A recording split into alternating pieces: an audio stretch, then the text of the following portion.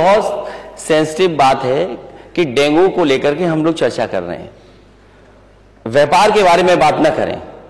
अगर आपके सरकारी अस्पताल अध्यक्ष महोदय नहीं दे पा रहे इलाज, इसका मतलब आप व्यापार करा रहे हैं, गरीबों के साथ व्यापार हो रहा है। और अगर ये सरकार ये कहती है कि सरकारी बात, तो ये बताए कि प्राइवेट हॉस्पिटल में इलाज ज्यादा हुआ कि सरकारी अस्पताल में इलाज ज्यादा हुआ। और डेंगू को लेकर के लाखों रुपए खर्च हुए गरीबों के, क्या लाखों रुपए में नहीं इलाज हुआ? सवाल केवल डेंगू का है कि लाखों रुपए क्या खर्च करने के बाद भी इलाज नहीं हो पाया, जान नहीं बचा पाए। क्या ये परिस्थितियां नहीं है क्या? ठीक है, माननीय मुख्यमंत्री। जैसा प्रश्न होगा वैसे उत्तर भी आ रहा है।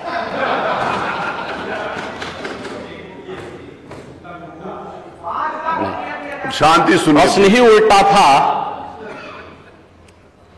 तो उस उल्टे प्रश्न को सही करने का प्रयास हुआ है। और अभी तो आपने आधा ही उत्तर सुना है। पूरा सुनेंगे तो संभवतः पिछला इतिहास याद आने लग जाएगा।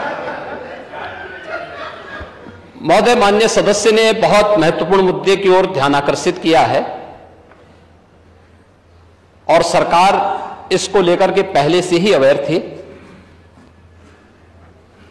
अंतर विभागीय समन्वय से संचारी रोग नियंत्रण के लिए, आपने केवल डेंगू की बात की है, जब वेक्टर बॉर्न डिजीज की हम बात करते हैं तो केवल डेंगू उसमें नहीं आता है।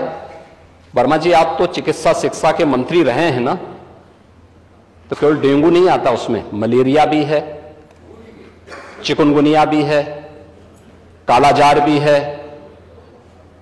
इन सभी से संबंधित वेक्टर बॉर्न डिजीज हो या फिर वाटर बॉर्न, जल जनित हो या फिर विषाणु जनित कोई भी बीमारी हो, इनके उपचार के लिए सरकार के स्तर पर एक समन्वित प्रयास किया गया है।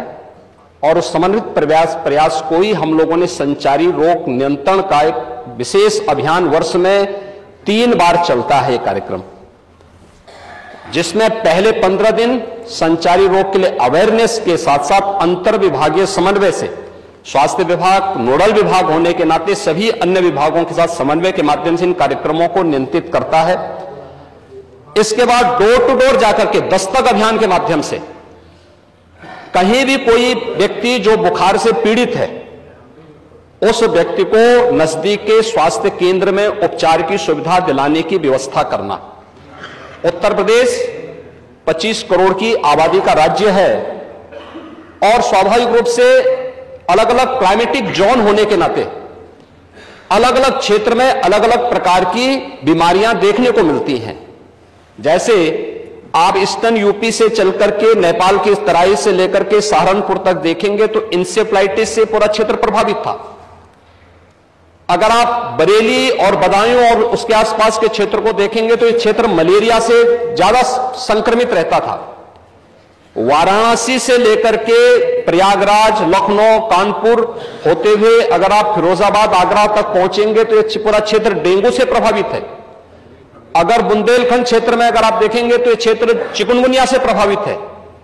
बिहार से सटे हुए जो हमारी सीमाएं हैं वहां पे हम देखेंगे तो कालाजार इन क्षेत्रों में ज्यादा प्रभावी रूप में देखने को मिलता था।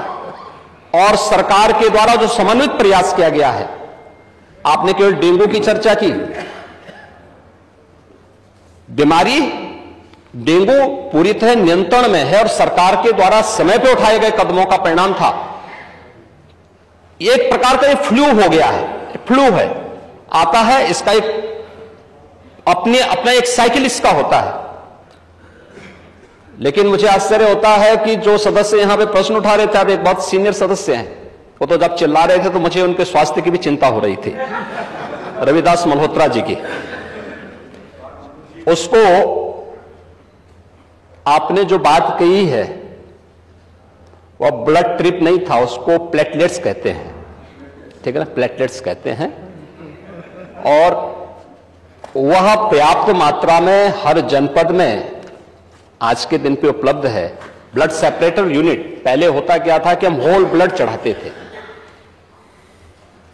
हर एक पेशेंट पे हॉट ब्लड की आवश्यकता नहीं, खासतौर पर वायरल जनित तो ये बीमारियां होती हैं जिसमें डेंगू है या बहुत सारे ऐसे वायरस आते हैं जो प्लेटलेट्स काउंट को कम करती हैं। उन स्थितियों में प्लेटलेट्स की अतिरिक्त आपूर्ति के लिए उस व्यक्ति को उसको बाहर से चढ़ानी पड़ती है। इसके लिए हर जनपद में ब्लड सेपरेटर यूनिट दी जा चुकी है, वे काम करनी शुरू की है। वहां पे हर जगह सरकार के स्तर पर बेहतर प्रयास हुआ है। और जहां तक नेता प्रतिपक्ष के द्वारा यह कहा जाना कि साहब प्राइवेट हॉस्पिटल में, याद रखना डबल इंजन की सरकार है, ये केवल बोलती नहीं करके दिखाती भी है। प्रदेश के अंदर 10 करोड़ लोगों को आयुष्मान भारत और मुख्यमंत्री जन आरोग्य योजना के अंतर्गत 5 लाख रुपए सालाना स्वास्थ्य बीमा का कवर भी ये सरकार उपलब्ध करा रही है। और किसी भी पैनल्ड हॉस्पिटल में, वह सरकारी हो, सरकारी में सारी सुविधाएं फ्री में हैं, लेकिन किसी भी प्राइवेट हॉस्पिटल में जाता है तो वहां वे सुविधाएं मिल रही हैं। और ये पूरा सदन गवाह है कि हर माननीय सदस्य को इस सदन के द्वारा अपनी निधि से ही 25 लाख रुपए सालाना देने का अधिकार दिया गया है। और यही नहीं, मुख्यमंत्री राहत कोष से हम चेहरा देख करके पैसा नहीं देते हैं। कोई भी व्यक्ति जो भी आवेदन करता है, कोई भी पीड़ित हो, उसकी जाति, उसका मत, उसका मजहब नहीं देखा जाता है, बल्कि वो पीड़ित राज्य का नागरिक है। उसको प्रदेश में, देश में या दुनिया में जहां कहीं अच्छी स्वास्थ्य की सुविधा मिलती है, और सुविधा के लिए मुख्यमंत्री राहत कोष से भी हम पैसा देने में कोई कोताही, तमाम मान्य सदस्य विपक्ष में बैठे हुए हैं, वो हर व्यक्ति इस बात को कह सकता है। उनके प्रस्ताव आते हैं बिना किसी भेदभाव के, हमने उसके लिए भी धनराशि उपलब्ध कराई है। आयुष्मान भारत और मुख्यमंत्री जन आरोग्य योजना भी है। हम आभारी हैं आदरणीय प्रधानमंत्री जी के, जिन्होंने आयुष्मान भारत जैसी योजना दी, जिसमें हर गरीब से गरीब व्यक्ति भी आज अपना उपचार किसी भी अच्छे कॉर्पोरेट हॉस्पिटल में भी करा सकता है, और देश में भी करा सकता है, दुनिया में भी कहीं करा सकता है। हर वर्ष की सुविधा उसको मिली है। मुख्यमंत्री जन आरोग्य योजना की सुविधा भी उसे दी गई है। इसके अलावा माननीय विधायकों को भी 25 लाख रुपए तक खर्च करने का अधिकार दिया गया है। और इसके साथ ही मुख्यमंत्री राहत कोष भी उसके लिए उपलब्ध है। इसलिए समस्या केवल इस बात की नहीं कि हम समस्या के समाधान की ओर जाएं, समस्या केवल हर मुद्दे का राजनीतिकरण करके समाज में अव्यवस्था पैदा करना, लोगों में असंतोष पैदा करने का जो कुत्सित प्रयास किया जाता है, वो तो कोरोना कालखंड में भी लोगों ने देख लिया था, जब आप लोग बहका रहे थे लोगों को कि वैक्सीन मत लगाना, ये मोदी वैक्सीन है, और लोगों को गुमराह कर रहे थे। परिणाम क्या है? मोदी जी के शासनकाल में, उनके मार्गदर्शन में हमारे वैज्ञानिकों के द्वारा बनाई गई दोनों वैक्सीन दुनिया की सबसे प्रभावी वैक्सीन है। दुनिया के अंदर तमाम देशों में कोरोना महामारी के मामले बढ़ते हुए दिखाई दे रहे हैं।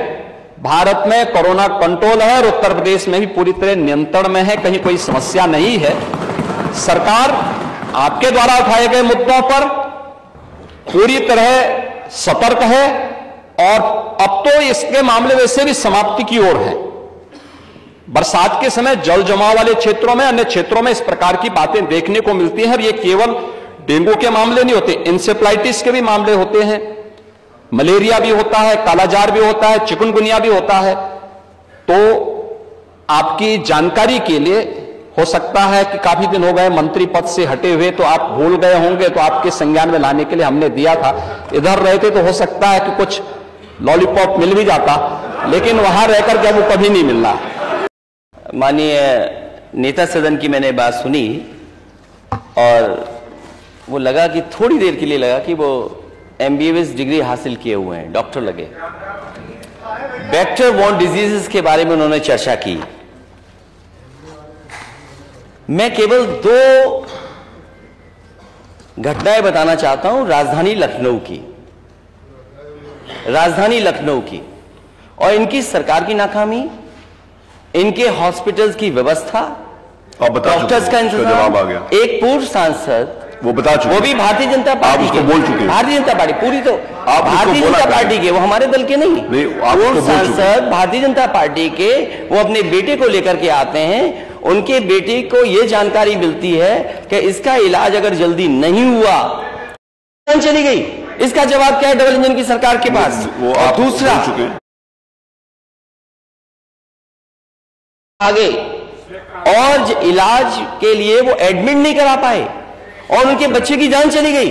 इसका जवाब क्या है डबल इंजन की सरकार के पास? वो और आप दूसरा, बोल चुके हैं। पीजीआई से लोहिया संस्थान केजीएमयू 9 घंटे एम्बुलेंस में बच्चा बना रहा, 9 घंटे, और उसकी जान नहीं बची। ये डबल इंजन की सरकार। ये सरकारी संस्थाओं को इसलिए नहीं मजबूत कर रहे हैं क्योंकि ये प्राइवेट संस्थाओं को बढ़ावा देना चाहते हैं। आज पूरे उत्तर प्रदेश में सरकारी संस्थाओं में गरीब का इलाज नहीं है।